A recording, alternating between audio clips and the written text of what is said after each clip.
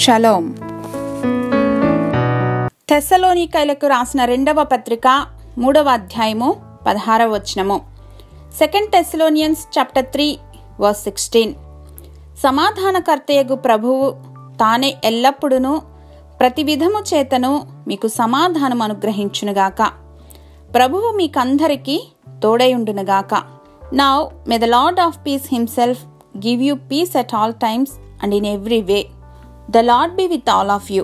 మన చుట్టూ ఉన్న ప్రపంచం రెస్ట్లెస్గా ఉంటూ ఎప్పుడూ నెమ్మది సమాధానం కోసం పరితపిస్తూ ఉంటుంది. అయితే సమాధాన అధిపతి మన హృదయాలను ఏలుబడి చేస్తూ ఉండగా మన ఊహకు మించిన రీతిగా మనం సమాధానమును స్వతంత్రించుకోబద్దులం. మనం సమాధానమునకు వారసులం. హల్లెలూయా. ఈ సమాధానం మన అవిశ్రాంత జీవన సరళికి విశ్రాంతినిస్తుంది. It is a peace that will be a shield and a shelter for our tender heart. గుర్తుంచుకోవాల్సినటువంటి విషయం ఏమిటంటే ఈ శాంతి లోకమిచ్చే శాంతి కాదు. కొంత సమయం తర్వాత కోల్పోతామేమో అని చెప్పి దిగులు పడటానికి.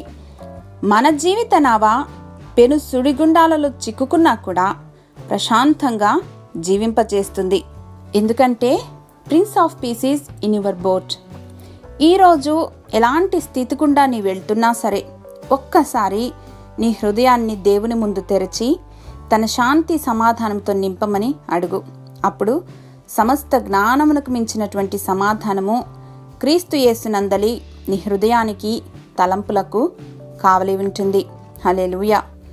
సర్వోన్నతుడైన మా తండ్రి, ఎవని మనస్సు నీ మీద ఆనుకొనునో వానిని పూర్ణ శాంతి కలవానిగా చేస్తానన్న మీ వాగ్దానమును స్వతంత్రించుకొనుచు ఉండగా మమ్మను బలపరిచి ధైర్యపరచుమని యేసు నామములో ప్రార్థించి పొందుకొని మా ప్రియ పరలోకపు తండ్రి.